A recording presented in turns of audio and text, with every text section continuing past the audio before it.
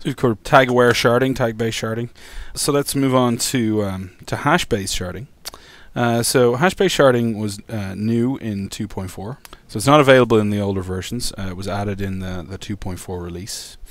And in a lot of ways, it's like a MongoDB managed version of pre-splitting, right? So we essentially take some of the work off your hands and give you an easy way to sort of randomly distribute your writes. And we'll get into where hash-based sharding works and where it doesn't in a sec. But you have to have the similar considerations to pre-splitting. You're going to want to make sure that whatever value you decide to hash and use as your shard key has high cardinality. What do I mean by high cardinality? High cardinality means there needs to be lots of values in there. You don't want to do something that only has 3 values or 4 values. You're not going to get a good hash off of that. There is one other small caveat here, and that is that floating point numbers can be a bit of a problem. It's covered in the documentations as exactly why that is.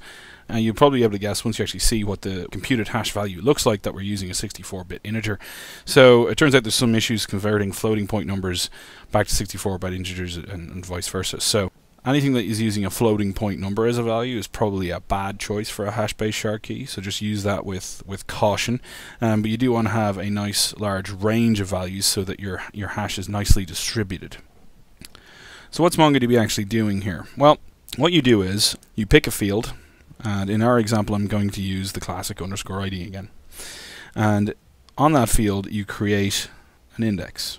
And up until now, we've been creating indexes with something like, _ID 1 or date 1, something like that. That's what we've been passing in when we're doing an ensure index command, something along those lines.